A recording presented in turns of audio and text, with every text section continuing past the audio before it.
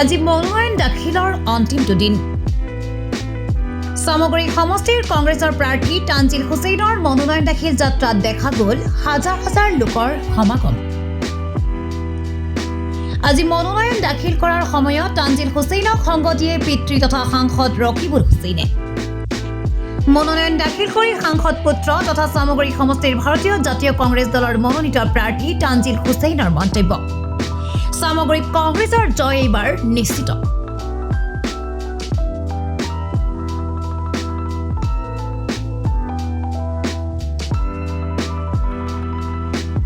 প্ৰতিনিধিত্ব মোৰ কামৰ লগত হ'ব যে মই বেলেগ সমষ্টিৰ যেতিয়া হেৰি হ'ম, বেলেগ সমষ্টিত যিমান কাম হ'ব মই যে সামগ্ৰীৰ বেছি কাম আনিব পাৰোঁ। যদি ক'ৰবাত যদি 5টা ৰাস্তা আহিছে মই 7টা ৰাস্তালৈ আনিব পাৰোঁ। ক'ৰবাত যদি কলেজ আহিছে 3খন মই যদি 5টা কলেজ আনিব পাৰোঁ, মই এইটো প্ৰতিনিধিত্ব মই এইবিলাক প্ৰতিনিধিত্ব মই কৰি বেছি ভাল পাওঁ।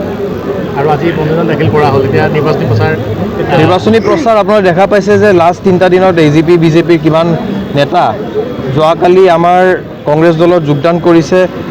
যোনটো আমাৰ সামগ্ৰী বিধানসভা সমষ্টিৰ AGPৰ প্ৰেচিডেণ্ট তেওঁক জইন কৰিছে।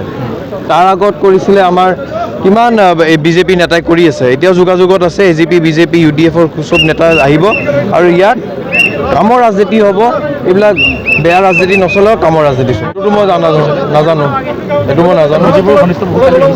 ঘনিষ্ঠ আহিছে কিন্তু তেওঁ আহিব যে নাই এইটো মই গম নাপাওঁ। যোনটো আমাৰ নিৰ্বাচনৰ টিকেটলৈকে গমেই পোৱা নাছিলে যে তেওঁ টিকেট পাইছে। কোনোবা বোলে তেওঁ দুপৰীয়া শুই থাকোঁতে কোনোবা ফোন কৰিছে তই বোলে টিকেট পাইছোঁ। তেওঁ যোনে ফিল্ডতে নাই তেওঁক টিকেট দিছে। আৰু এজন 2 মাহৰ আগত যাক UDFক গালি পাৰি পেলাই এতিয়া UDFৰ টিকেট পাইছে।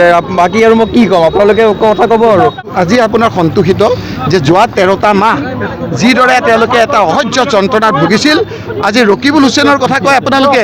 এটা সময় আপোনালোকে কৈছিল, আপোনালোকে মই যেতিয়া থিয় হওঁ যে আপুনি কি অকল সামগ্ৰীতে চব লৈ যাবগৈ নেকি, এনেকৈ প্ৰশ্ন কৰিছিল। আজি লগে লগে উল্টি গ'ল। আজি কৈছিল যে আকৌ 26টা সমষ্টিত আপুনি মন্ত্ৰী হৈ সকলো কি সামগ্ৰীতে লৈ যাবগৈ নেকি। সামগ্ৰীত ইঞ্জিনিয়াৰিং কলেজ হৈছে, এতিয়াতো মই ইঞ্জিনিয়াৰিং কলেজ। এটা সমষ্টিত 2খন ITI ক'ত আছে মোক দেখাওক। ITI এইবিলাকতো বেছিক কথা। ITI ক'ত হৈছে আপুনি সোধাই নাই।